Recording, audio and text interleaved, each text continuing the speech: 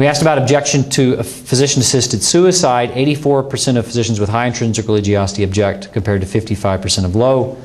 And about 3/4 of Protestants, Catholics, Hindus, and Muslims object to physician-assisted suicide, compared to about half of Jewish physicians and 39% of those with no religion.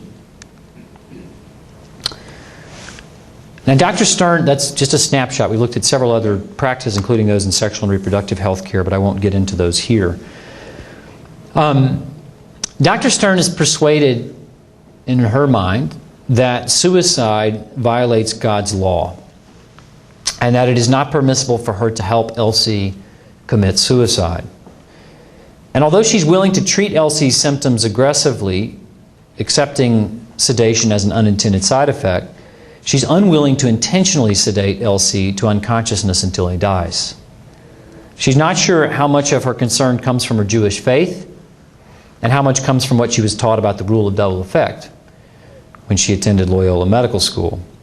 Either way, she cannot in good conscience do what Elsie requests. So let me ask here, what should Dr. Stern do in this case? What should she say? I had yesterday a long email back and forth with a colleague in a prominent national organization that promotes choice in end-of-life care, specifically about this question. This is very, it's a question that I think the profession is wrestling with very much in our day.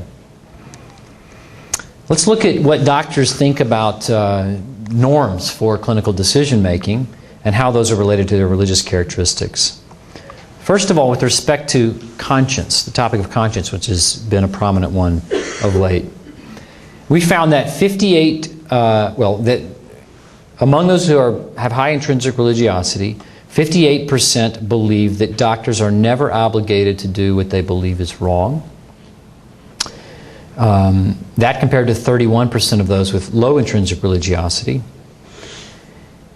We found that about 56% of those with high intrinsic religiosity believe that doctors in such cases must refer to accommodating providers, compared to 82% of those with low intrinsic religiosity.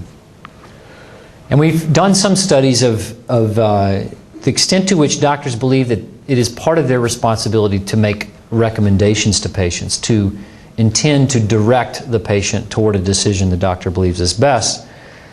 And we asked doctors whether they agree or disagree with this statement. Physicians should avoid influencing patients' decisions one way or another. And this was in a study of OBGYNs, and we asked it two different ways.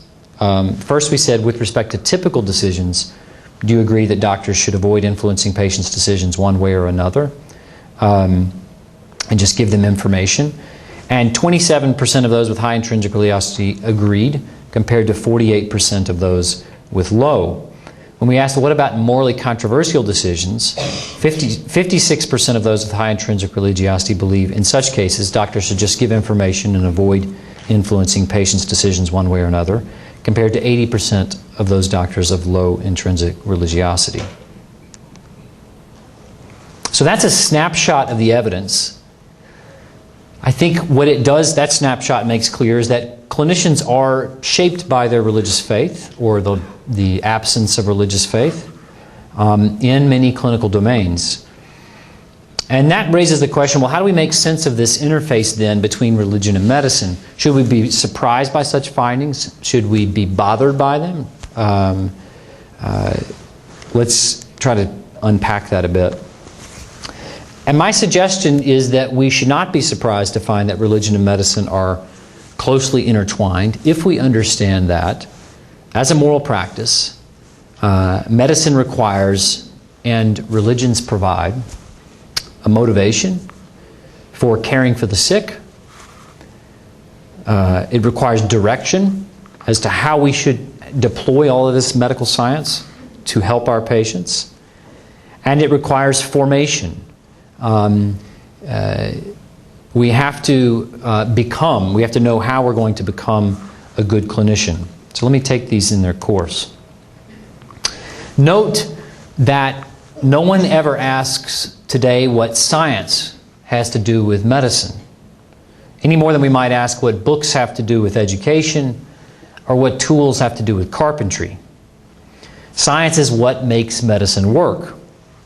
As a result of modern science, people in developed nations now live twice as long as they did 100 years ago, and they live with much less disability.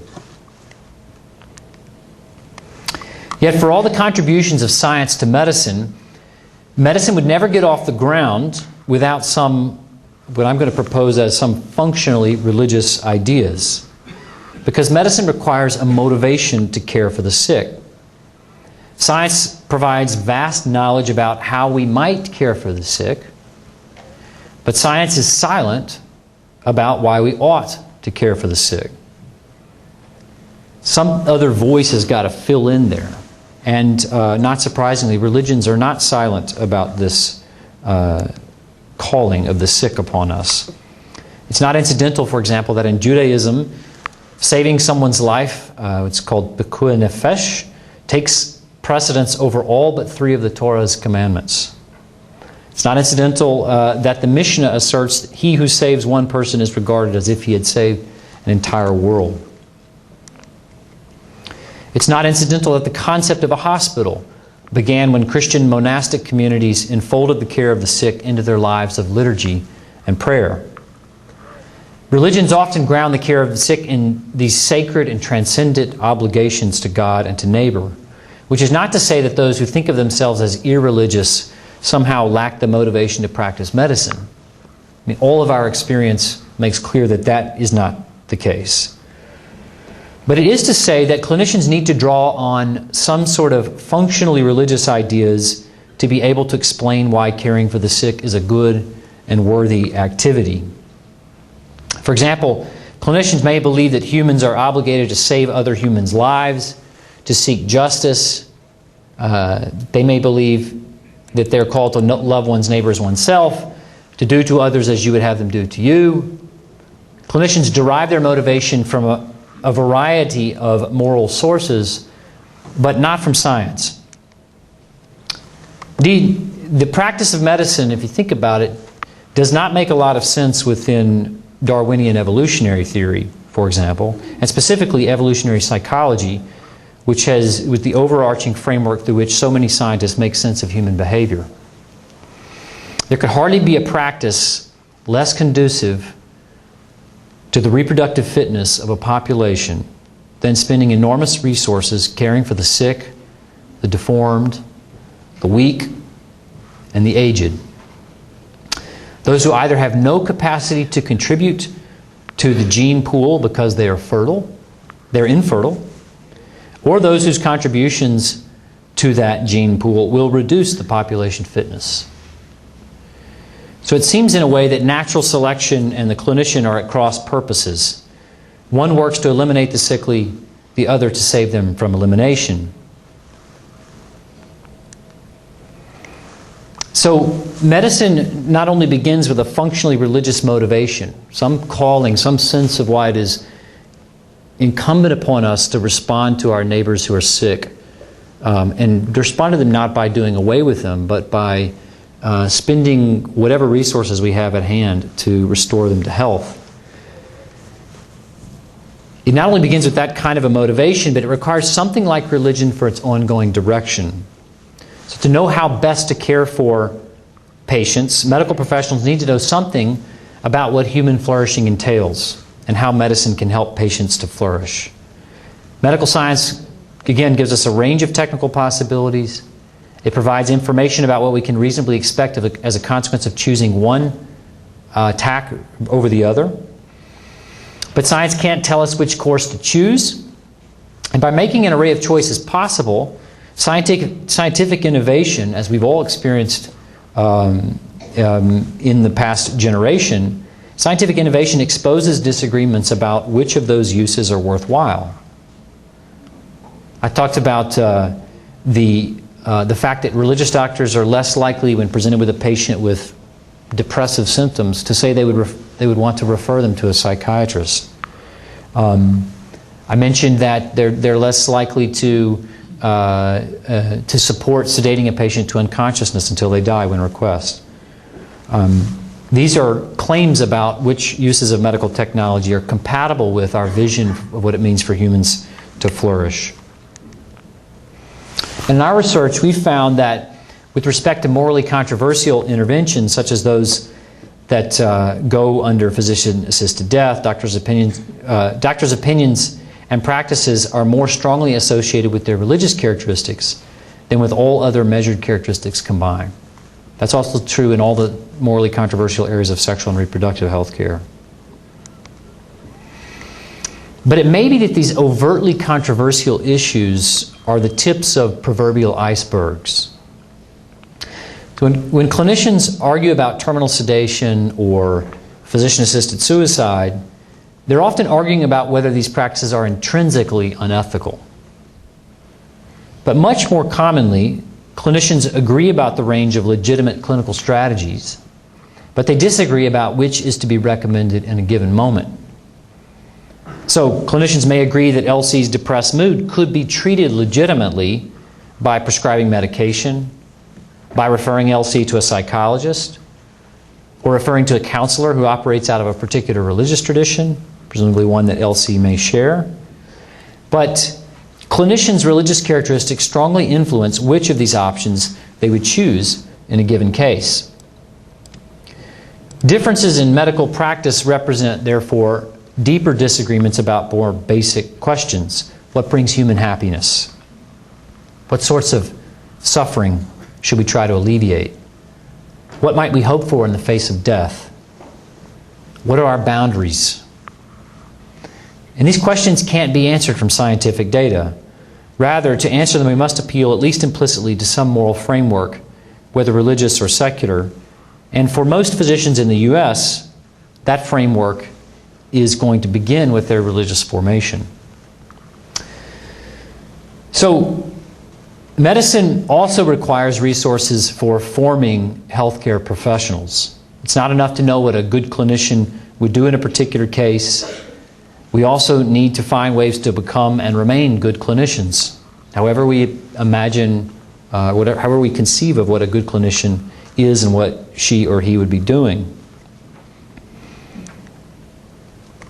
This slide shows a tongue-in-cheek depiction of Saint Sir William Osler, a clinician who was, among other things, as many of you know, the first chief of staff at Johns Hopkins Hospital, probably the greatest American physician. And despite this fact that medical science today offers more power to cure than ever before, the American public has less and less confidence in the medical profession. Less and less confidence, if you will, that we have become and are remaining good physicians. In his book, Trusting Doctors, The Decline of Moral Authority in American Medicine, sociologist Jonathan Imber notes that Americans once viewed medicine as a sacred vocation, but trust in the profession has steadily declined as clinicians have become more valued for their technical competence than for their noble character. And in response to these trends, prominent medical organizations have launched major initiatives to teach medical professionalism as a core competency, but it's far from clear that these efforts will make any difference in the moral character and practices of clinicians, despite the fact that this is now required by the accrediting organizations across U.S. medical schools. The data on whether these efforts in medical professionalism have any effect on the formation of physicians is very, very thin.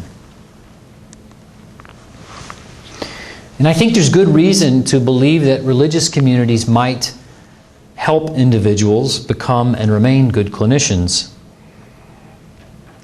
both because they provide frameworks of meaning that specify how the practice of medicine fits and does not fit into a good life, but they also provide rituals and practices that are intended to nurture and strengthen human commitments to care for the sick. They provide stories of exemplars and saints that show us what a good clinician looks like. And one of the things that exemplary clinicians do, I think we would all agree, is they pay close attention Sorry, I'm having a little technical difficulty here. They pay close attention to the sick. And paying attention, it turns out, is, many of you may have noticed that in the last 10 years there's been an explosion of interest in neuropsychology and social psychology. And one of the things that's been clear is that paying attention to the humanity of someone else is hard to do. My social psychologist colleagues note that we're better able to pay attention when we're motivated to do so, and when we have reminders about the humanity of the other. So many religions cultivate such motivation using disciplines of prayer and other concrete practices to remind the individual, the person praying, that, for example, that they are called to serve their neighbor, that, as we see in Christianity, for example, that in the liturgies, Christians are reminded that at the foot of the cross, so to speak, everyone is on equal footing, that we all need God's mercy and love and care, regardless of our social status, fitness, or capacity to make choices and accomplish goals. Religions also include concrete practices of caring for the sick. Jews, for example, keep the commandment to visit the sick, bikur cholim, taking pains to do so in a reverential way. Maimonides wrote the following about how even a physician should visit the sick person. He wrote, "One who enters a room to visit the sick person who is lying on the ground with his or her head on a pillow should not sit on the bed or on a chair or a bench or in an elevated place or above the sick person's head, but rather should wrap himself in humility. For according to the Talmud, the presence of God rests above the head of a sick person, and sit lower than the sick person's head and ask God's mercy for him before leaving." So, I don't think we should be surprised to find that religion impacts the practice of medicine a great deal. That in a real way, it's not plausible to pull apart medicine where you would have religion and medicine as non-overlapping spheres of human activity. And in light of how religion relates to medicine, both in theory and practice, the questions arises, well, how do we move forward? How should we constructively address the relationship of religious faith and practicing medicine? And I would propose here briefly that instead of encouraging doctors like Dr. Stern to keep their personal religious values from interfering with their professional practices, we might instead encourage doctors to develop faithful practices of medicine. So the question is, do we really need at this point to demoralize medicine further by asking doctors to try to bracket their hearts away from their minds, their moral and spiritual commitments away from their reasoning about how best to care for patients? Would doing this not alienate physicians further from their work, and as a result, alienate patients further from their physicians? It seems to me that we should remoralize medicine by inviting people to ground the practice and the use of medicine in sacred obligations, even religious obligations. And that would be to treat religious faith not so much as a threat to good medicine, but as a resource for, as a path for, rather than an obstacle to, becoming a good clinician. So it would mean we'd invite Dr. Stern to think of and practice medicine as a deeply meaningful way of living a faithful life. We'd invite her to set her practice of medicine in the context of her religious faith, rather than setting her faith in the context of medicine.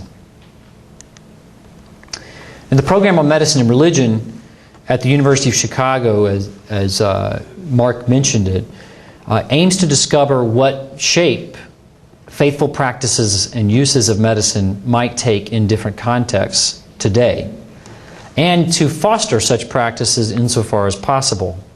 Which is not to say that we want people to be more religious than they are, but we want to create a context in which we invite people to try to work out, well, what would a more robustly faithful practice of medicine look like in this area, in this domain, in this context? And it's a forum for scholarship and discourse at this intersection of medicine and religion, which aims to retrieve and consider anew the intellectual, moral, and spiritual resources that specific religious traditions, and particularly Judaism, Christianity, and Islam, offer to medicine. The idea would be to promote scholarship that's robust and faithful within particular religious traditions, while at the same time fostering dialogue between and among religious traditions and their secular counterparts. And behind all this is a sense that by inviting physicians to, rather than bracket away their personal values as a threat, but rather to look for the ways in which they can practice medicine as an integrated person, doing according to what their best understanding should be done, motivated in their care for patients because they see their care for patients as taking on even sacred and transcendent meaning, that would counteract potentially much of the process that we see objectively in medicine, in which doctors are becoming increasingly alienated from their work. That's at least our hope. And I'll stop there and welcome your questions and your comments. Thank you.